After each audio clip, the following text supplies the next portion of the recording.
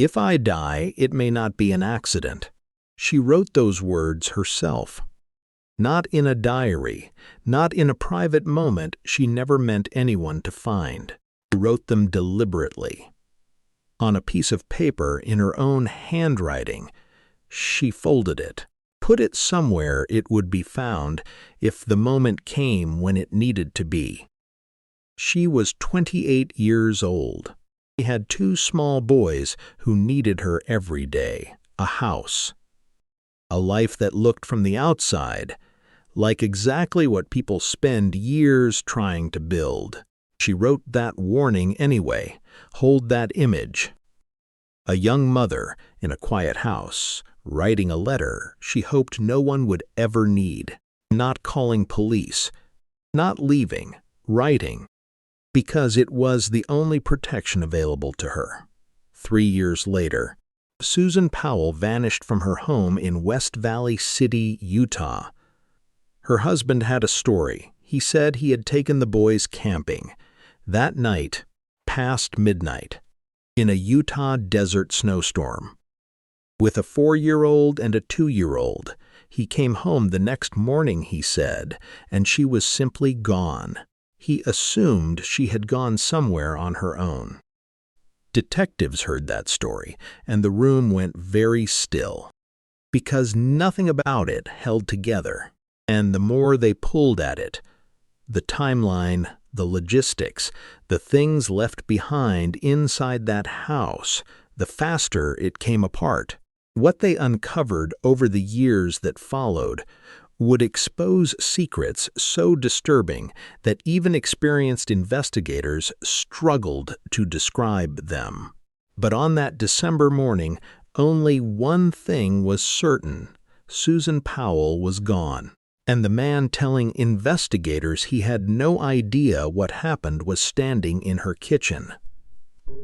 Calm to calm. And detectives were already noticing. The people who loved Susan Powell all eventually said the same thing. She showed up, not just to the good moments, to the inconvenient ones. The hard phone calls, the days when most people find a reason to be somewhere else. Susan was the friend who stayed on the line a little longer when she sensed something was wrong, who remembered the thing you mentioned 3 weeks ago and circled back to it, who texted back immediately, not from obligation, but because she genuinely wanted to. She was the person who kept every receipt, remembered every birthday, and never once showed up to something unprepared. If you needed someone in your corner who would actually follow through, Susan was that person. She had grown up with faith at the center of her life, not as performance, as practice, something real and daily that shaped how she moved through the world and how she treated the people in it.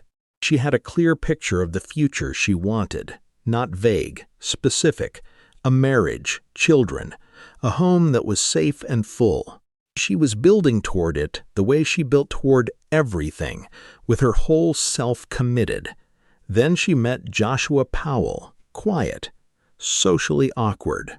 He seemed, to the people who encountered them together, like someone Susan had chosen to believe in. She saw potential. She committed to it. That was how she did things. They married in 2001. Charlie arrived in 2005. From his first year, that boy was curious in a way that went beyond ordinary childhood curiosity. Why is the sky that color? How do things work? What happens when something breaks, and can it be fixed? He asked questions the way other children breathe, constantly, without considering whether the moment was appropriate, because to Charlie, every moment was appropriate. Susan answered him every time. She would stop whatever she was doing, lower herself to his level, and take the question seriously. Not with a half answer, a real answer. Because she believed a child who asks questions deserves an adult who treats them as the important things they are. Friends remembered watching her do this, the patience of it, the completeness of it, the way Charlie's face looked when she finished, satisfied in a way that only happens when someone truly listens. Braden came in 2007. He was different from his brother in every visible way, and Susan found this hilarious. Where Charlie was verbal and relentless, Braden was a watcher. Before he tried anything, a new food, a new game, a new situation, he studied it first, took his time, considered. Then, when he had decided, he committed completely with the whole-body confidence of a child who had already worked out the variables. He studied his brother most of all. Whatever Charlie was doing, Braden wanted to be beside him. Susan filmed a video once of the two boys at breakfast, Charlie explaining something to Braden in that serious way he had, some elaborate theory about trucks or clouds, or something only Charlie understood. Braden, listening with the focused attention of someone receiving critical intelligence, Susan's voice behind the camera, laughing softly. Filmed it because she understood, maybe more than most people, that ordinary mornings are the ones you end up missing most. The photographs from those years look like exactly what they are: a family, a house, birthdays and holidays and ordinary Sundays. What the photographs didn't show was the letter she had already written, or the reason she felt she needed to, or how much she already knew. The debt wasn't announced in one conversation. It arrived the way pressure always arrives in a marriage, slowly, then constantly. A bill that couldn't be paid, then another. An investment that didn't work out, then another. Joshua's ambitions consistently outran his income. Bankruptcy eventually became unavoidable. The pressure moved into the household and stayed, not explosive, not a single confrontation, always present, in the silences, in the walls. From the outside, the house still looked fine. Inside, something was tightening, but money wasn't the whole story. The people who spent time around Joshua described someone difficult in ways that were hard to directly name. Emotionally cold in ways that could be explained away individually, but accumulated into a pattern over time. Controlling in the quiet, deniable way, dismissal, isolation, the slow erosion that certain relationships produce over years, while the person experiencing it struggles to identify what's happening to them. Susan started talking to friends, carefully, in measured language, putting words, for the first time, to something she had been carrying alone. And then she did something more deliberate. She sat down and wrote the letter. She was 28 years old. Her boys were small. She wasn't calling police. She wasn't leaving. She was writing a warning, folding it, putting it somewhere, because it was the only protection she could give herself. If I die, it may not be an accident. She kept it, as a record, as a last resort, as the only thing she could do with a fear that had nowhere else to go. What she didn't know, what no one outside the investigation would understand for years, was that there was a threat in that house she hadn't fully identified. Joshua's father, Steven Powell, had been part of the household. The full weight of what that meant was still ahead. For now, Susan moved through her days with that letter folded and put away, hoping she would never need anyone to find it. But years later, detectives would look back at that Sunday in December and understand something that made everything worse. Susan already knew she was in danger. She had put it in writing. What she couldn't know was how little time she had left. The next morning, she was gone. Sunday, December 6, 2009, West Valley City, Utah. a quiet neighborhood, ordinary houses on wide streets. The kind of place where nothing unusual ever seemed to happen. Susan was home. The boys were home. Charlie probably had questions. He always had questions. Braden probably watched his brother across the breakfast table with that particular focused patience he had, working out whatever Charlie was explaining. Nothing announced itself as the last time. The next morning, Susan's co-workers realized she hadn't arrived and wasn't answering. She was the person who never missed work, never ignored her phone, never just disappeared. They contacted her family. Her family called police. Investigators drove to the house and met Joshua Powell, who told them his story.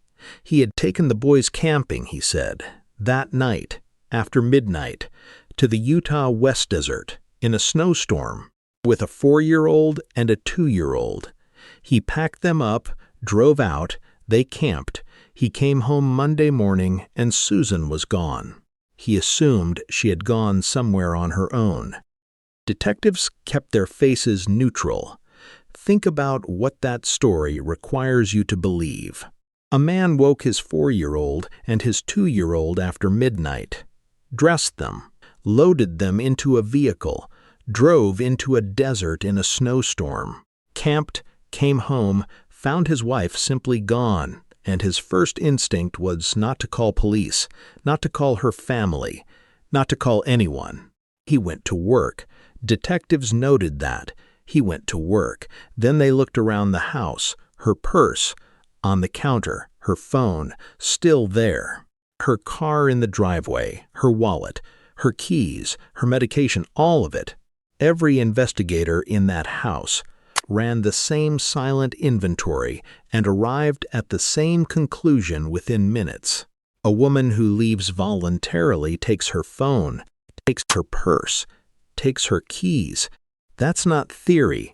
That's just how people move through the world.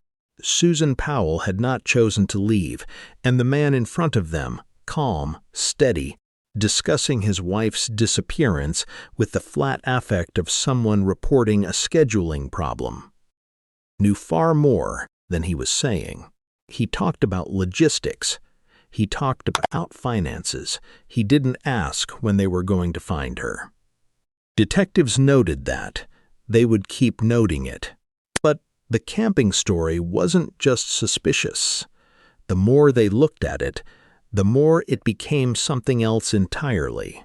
And at the center of all of it was a 4-year-old boy who had been there. Formal interviews with Joshua began carefully. Detectives sat across from him, notebooks open, patient. They let him talk. The longer he talked, the more problems appeared. Details shifted between tellings. An investigator pulled out a map and laid the claimed route against the timeline. He ran the numbers, then he ran them again. The distances didn't work. The hours didn't work. The logistics of moving 2 small children through a desert snowstorm after midnight didn't work. He set the map down and looked at his partner. Every time they pressed a gap, Joshua filled it with something new. Every new version created new gaps. Detectives had interviewed hundreds of people over the years. Spouses, partners, family members caught in the middle of investigations that had upended their lives. Most of them, whatever else they were visibly afraid for the person who was missing. They asked constantly, "When will you find her? Is she okay? What can I do?" Joshua Powell discussed Susan's disappearance the way someone discusses a car that needs to be picked up from the shop. There was a word investigators kept coming back to when they described those interviews. Rehearsed, like he'd had time to prepare. He didn't ask when they would find her. He didn't ask if she was okay. The longer the interviews ran, the more investigators sat with that specific absence, the question most people can't stop asking. Joshua Powell never asked it once. Then, specialist sat with Charlie. He was 4 years old, the boy who answered every question his mother asked him, who gave every adult in his life the complete, serious attention that Susan had always given him. Now specialists were sitting at his level, and he was the one with answers. The interview was conducted carefully, non-leading, age-appropriate, structured to avoid implanting anything. Charlie spoke in his own words, at his own pace. What he said introduced information that Joshua's account could not explain. The investigators who reviewed those transcripts later described them as significant. One described leaving the review session and needing to sit for a while before she could continue. A 4-year-old's words recorded carefully, preserved. Detectives carried them for years. Then came the moment that changed the case classification. A forensic technician moved through the house methodically, room to room, surface to surface, standard procedure. He had done it hundreds of times. He stopped, stood very still, called another investigator over without saying why. They stood together looking at the same spot on the floor. A supervisor was called. Then another investigator. Within minutes, the energy inside that house shifted in a way everyone present felt, but no one said aloud. The missing persons case became a homicide investigation. They were looking for the woman who kept every receipt, remembered every birthday, answered every question her children ever asked her. And they now believed she had been killed inside her own home. Almost simultaneously, another problem surfaced. Joshua Powell was moving money. A financial investigator pulled Joshua Powell's account activity. In the days following Susan's disappearance, accounts had been accessed, assets moved. Each transaction, taken alone, could be explained. Viewed together, laid on top of the timeline, the collapsed story, the forensic finding in the house, an investigator circled a date on his notes. The activity had started almost immediately, and who was acting accordingly? Detectives believed they were getting closer. What they didn't know yet was that the most disturbing discovery in the entire case was still inside a house they hadn't searched yet. And when they found it, everything they thought they understood about Susan's situation would get worse. The Utah West Desert does not give things up easily. It stretches in every direction. Hundreds of miles of frozen scrub and emptiness, broken only by abandoned mine shafts and the occasional dirt road that goes nowhere visible from a map. In December, the temperature drops hard at night. The ground is unforgiving. The silence is the kind that has weight. Search teams spread across it anyway. Cadaver dogs worked the frozen ground in grid patterns, handlers watching every hesitation, every signal, every moment a dog's attention sharpened toward the earth. Teams descended into mine shafts with flashlights and ropes, calling down into the dark and waiting for something to come back. Volunteers who had never met Susan Powell drove out in the cold because someone had to. They searched for weeks. The desert held its silence. Susan's parents stood in front of cameras. Chuck and Judy Cox held up photographs and said their daughter's name and described who she was to anyone who would listen. The friend who showed up. The mother who filmed ordinary Sundays because she understood that ordinary Sundays are what you miss most. The woman who had written a warning down and folded it away, hoping. Somewhere in that desert, they believed, was their daughter. The desert didn't answer. Then investigators turned their attention somewhere much closer. They executed search warrants on Steven Powell's residence. They expected to find things. Investigators who had reviewed what was known about the family dynamics were prepared to find things. They were not prepared for what they found. One investigator opened a drawer. Inside was a stack of discs. He didn't know yet what was on them. He set them aside and kept looking. Standard procedure. Another drawer. Another stack. Then a third. He called his partner over. They started cataloging. An hour later, they were still going. They loaded the first disc. It was audio. A woman's voice, Susan's voice, in what sounded like a kitchen. An ordinary conversation. The date embedded in the metadata placed it years earlier. They checked the next disc. More audio. A different room, a different date. But still years earlier, Susan's voice again. She had no idea she was being recorded. They kept going through the stack. Each disc was the same. Different dates, different rooms, the same house, the same woman, going about her life, making plans, talking to her children, unaware that every ordinary moment was being captured and kept. Then an investigator opened a different drawer and called the others over. Then the written materials. Pages of them.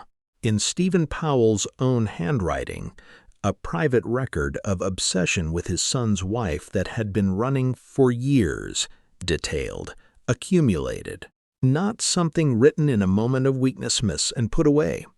Something maintained. The deeper investigators went, the worse it became. One investigator later described the experience of cataloging that material as something that stayed with him. That when the full scope became clear, not the first drawer, not the first hour, but the total volume, the total duration, the total deliberateness of it, the room went very quiet. The team worked in the specific, controlled silence of people who have learned to process shock without showing it. They documented, they cataloged, they built the evidentiary record. But the realization underneath it all kept spreading. Susan had written that something might happen to her. She had been right about the danger, but she hadn't known how close it had always been. She hadn't been simply in a troubled marriage. She had been watched, recorded, studied, inside her own home, by someone she had trusted to be in her space, who called himself family, who had been doing this for years while she moved through her days believing she was safe. And she had sensed enough of it to write what she wrote. If I die, it may not be an accident. She had known, and she had been alone with that knowledge. Susan was still missing. The desert still held its silence. And now the only question left was whether her sons were safe. Susan's parents were terrified, and Joshua Powell was already packing boxes. The courts, investigators knew, were the only thing standing between those boys and the man who had taken their mother. And the courts moved slowly. The house in West Valley City sat quiet for a while after investigators finished with it. Then one day, boxes appeared on the front step. Furniture came out the door. A moving truck idled at the curb. Joshua Powell was leaving Utah. He was taking Charlie and Braden with him to Washington State, 13 hours away. Susan's parents learned about it the way families learn things during investigations, too late to stop it, just early enough to watch it happen. Chuck Cox stood at a kitchen table with legal documents he had never expected to need.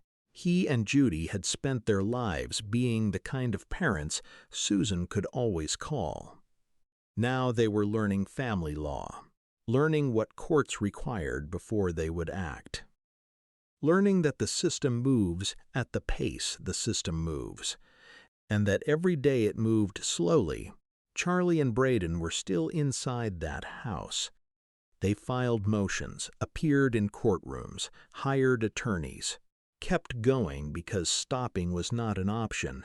Charlie was growing. He was asking harder questions now, about school, about the world, about things children his age were not supposed to need to ask about yet, about where his mother was, about why people's expressions changed when he said her name. Susan's parents tried to answer him the way Susan would have, every time, completely. Getting down to his level, Braden was growing beside him. He had been 2 years old the night Susan disappeared. He grew up knowing his mother the way you know a story someone tells you. Not a memory, not a voice, not the specific way she said his name in that particular tone she had. Just the shape of her, assembled from photographs and other people's grief. He had spent his whole life watching first, waiting to understand.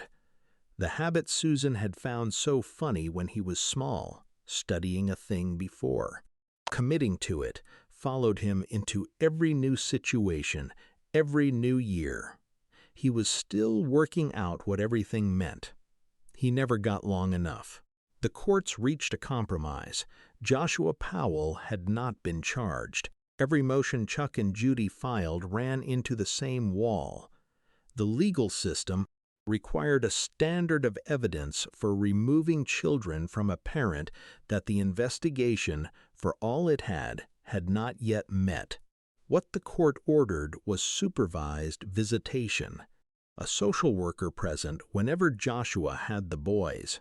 Chuck Cox read the decision and sat with it for a long time. Charlie was 6, Braden was 4. Still at the age where the adults around them were simply the permanent landscape of the world. Something solid, something they hadn't learned yet to question.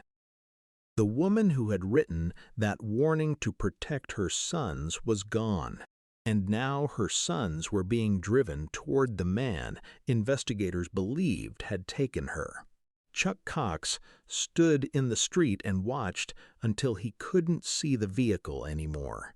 Then he stood there a little longer. Nobody told the boys what was coming, because nobody knew February 5th, 2012 was coming. February 5th, 2012, Puyallup, Washington, an ordinary morning. Gray winter light, quiet streets. The social worker arrived for a scheduled, supervised visit. She had both boys with her. Charlie, 6 years old, probably talking, on the walk up. He was always talking, always mid-explanation, always with something he needed to say before they got to wherever they were going.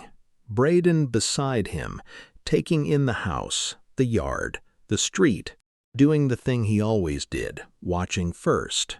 She knocked. Joshua Powell opened the door. She would later describe what happened in the next few seconds. Something in his expression, something that registered in the body before the mind processes it. A wrongness she felt before she had language for it, a signal that arrived faster than thought. He reached past her. He grabbed Charlie. He grabbed Braden. He pulled them both inside. The door swung shut. The lock clicked. She stood on the step. She knocked again. Harder. Nothing. She knocked again. Called out Joshua's name. Waited. Called out Charlie's name. Waited. Called out Braden's name. Pressed her palm flat against the door. Put her ear against the wood and listened. What she heard was silence. She knocked again, called out again. The door did not move. Then she noticed the smell coming from under the door. Something chemical. Something that didn't belong in a house. Something that didn't belong. She was already backing away from the house and reaching for her phone at the same time. She called 911. The recording exists. Her voice starts steady, trained, controlled, doing the job. She gives the address, explains the situation. The children are inside and she cannot get through the door. The dispatcher responds, asks questions, works through protocol, tells her help is coming. Then something came through the phone that neither of them had words for. The house exploded. The fire moved fast. Investigators would later confirm that accelerant had been placed beforehand, not in one location, in multiple locations. This was not a decision made in the moment. Joshua Powell had made this decision before she ever knocked on that door. He had prepared it, planned it. When he opened that door and reached past her for his sons, he already knew what was going to happen next. He had opened the door anyway. Emergency responders arrived to a structure already fully involved. The social worker stood in the street. She had followed every protocol correctly, called immediately, stayed on the line, done everything she was trained to do. It wasn't enough. When investigators reached the interior, they found 3 people: Joshua Powell, dead; Charlie Powell, 6 years old, the boy who asked why the sky was that color, who had sat in a room at 4 years old and given trained investigators information they carried with them for years, who had Susan's way of paying complete attention, her specific, generous, unhurried attention, and who spent his entire childhood asking the one question nobody could answer. Where is my mother? Braden Powell, 4 years old, who had followed his brother into every room, every situation, every new morning, who had spent his whole life watching first, waiting to understand, who had grown up carrying the shape of something missing, a mother who was a photograph, a voice in other people's memories, a warmth that nobody could quite put into words. He never got to decide what he thought about any of it. He never got long enough. Gone. Both of them. The one person who knew exactly what had happened to Susan Powell on December 6, 2009, was dead. Whatever Joshua Powell knew, the location, the truth he had carried for 2 years and never told, he took it into that fire. The desert would keep it secret. Charlie Powell would have been 20 years old this year.